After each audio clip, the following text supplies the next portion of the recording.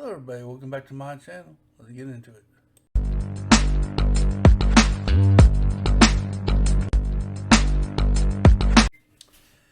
Hello, everybody. Welcome back to my channel.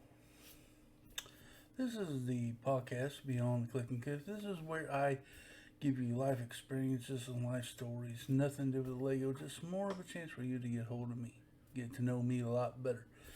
And I kind of tell you some embarrassing stories, some real stories, or some kind of story. Um, so yeah, I'll take you back. I'll take you way back when I was a little Click and Cliff. I used to be shy.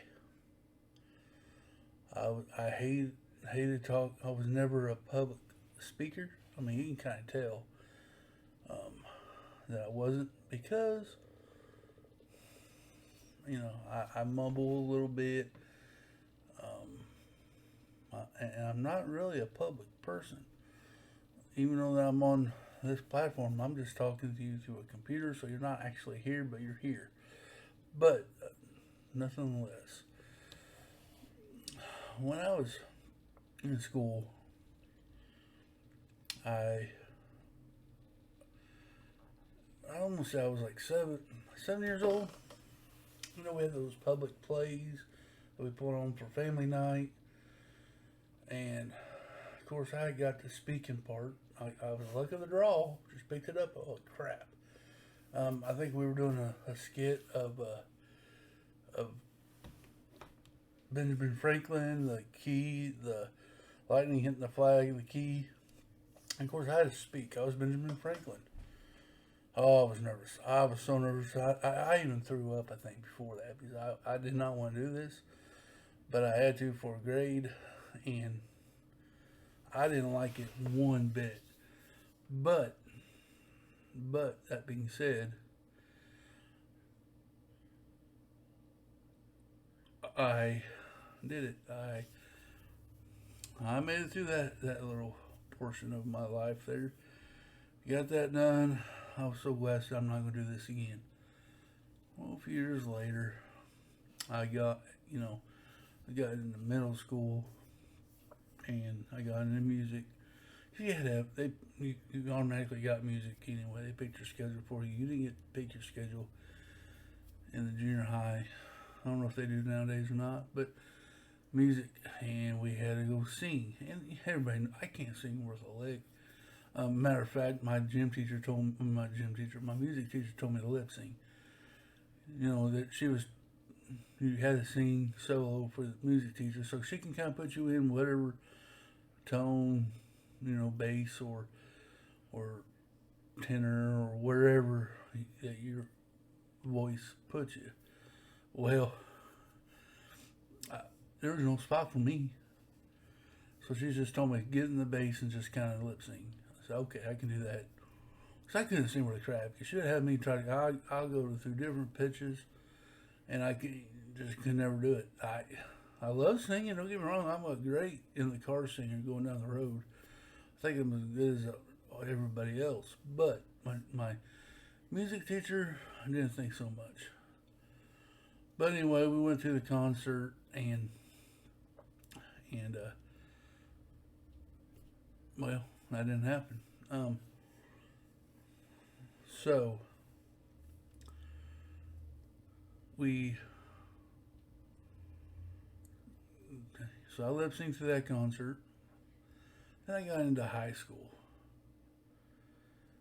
and I started this club with the FFA. Any of y'all know, it's FFA, Future Farmers of America. I really like that. I like that group. I am a country boy. I dig, in school. I lived on a farm with my dad and my mom. We had, I was very involved in that organization. I loved every second of it I was there. Well, I don't know if any of you guys ever been in to that club. You got these little badges that you put on they're called degrees. And I had to do I had to memorize the creed, and and then I had to stand up in front of the class and say it.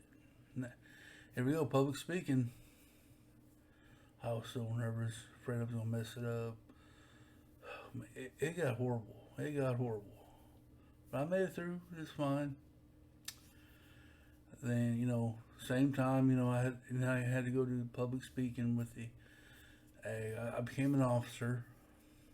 You got president, vice president, secretary, treasurer, blah, all the way down. And I got president.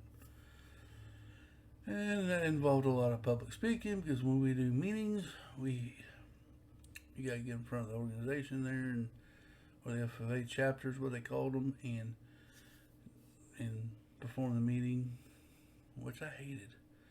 I mean, I would be sweating bullets like, golly, why did I even put myself in this position for? And I've done that quite a few times in my life. So I had to do that.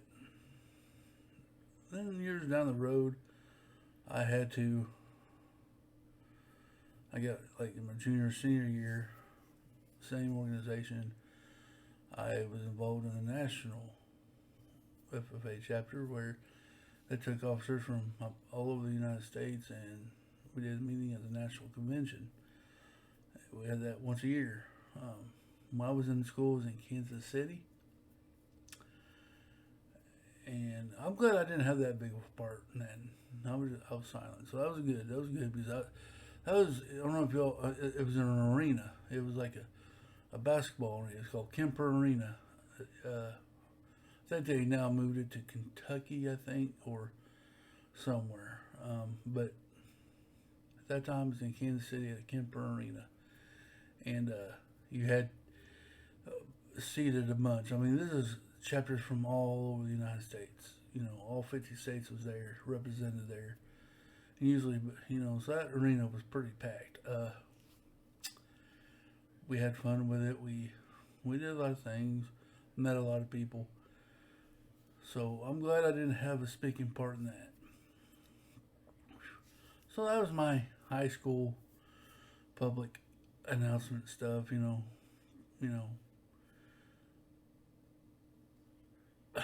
And then I embarked on my career as a firefighter. I started out as a volunteer when I was 16. It was like an Explore program where you basically was the people's gopher. You go for their axe, go for their stuff in the truck. You never really got to fight the fire. You were too young, and insurance wasn't covered. But they covered you to be on scene, to learn, and to grab tools for the guys that was fighting the fire. So that's what we did for 2 years, got training, and then I became full-time. When I turned 18, I started my career, and I wasn't doing much public. I was learning first. My first 5 years I was there, I was just a firefighter. I didn't get involved. I just did my job and went home, or my shift and went home. And then I started going out a little bit.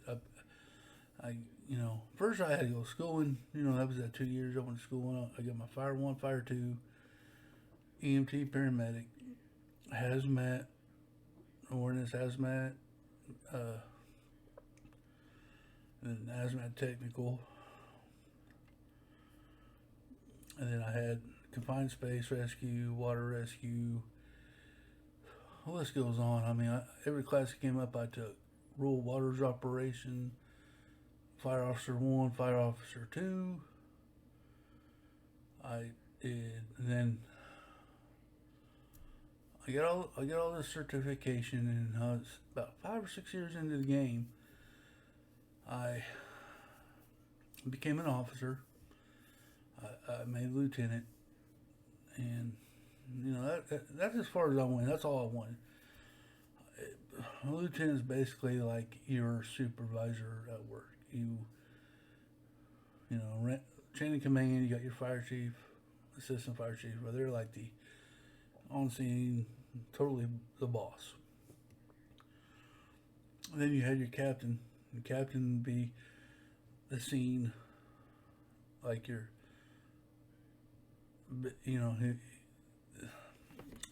listen, why we call them white helmets for a reason. Chief assistant chief is in a tent with their radios and they're getting their game plan together. They feed what they want to do to the captain. Captain runs around the whole scene over everybody. They go down to lieutenants where we are like over our group. We usually have 3 or 4 firefighters in a group with a lieutenant, and I'm over that group. And the captain will tell me, hey, this is what we need to do, and I'll take my crew, and that's what we do. So that's the chain of command, how we ran our fire department. And we reported to the captain, and the captain reported to the chief and assistant chief.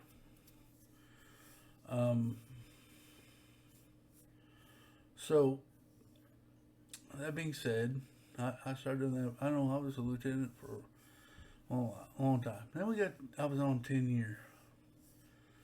I was there for 10 years. I was on the total for 20 years. 10th year, I wanted to expand a little bit, and I got my fire instructor 1, fire instructor 2 certified. And I started being an instructor.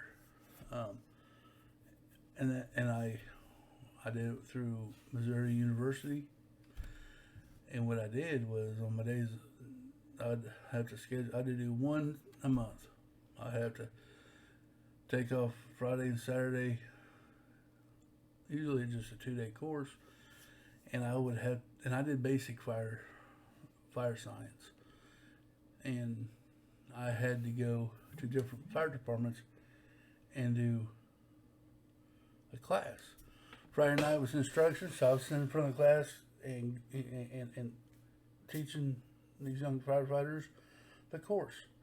And I said, this is a 4-hour event, so we had book work, test, and all that stuff that night, a written test. So I did that. Then Saturday was an all-day practicals where we go out there and actually do what we were getting taught. And I was instructing on that, and I had fun, and that got me where I was a little bit more braver, and I could talk to the guys. But of course, this is like Lego. I loved this job, so I was able to contain more and do stuff more. So that's where we're at. That's what I did. I went and told them this is what we did. I did that for 10 years. Did my public speaking get better? Not really. I'm still the same guy. I still stumble on my words. Sometimes I can't pronounce a word, but still, that shouldn't matter. I mean, I know people can give you a hard time over it, and I think that's just dumb because not everybody, it's just one of those things. Some people have a better speaking than others, but I think everybody understood because I had a 100% pass rate on my instruction.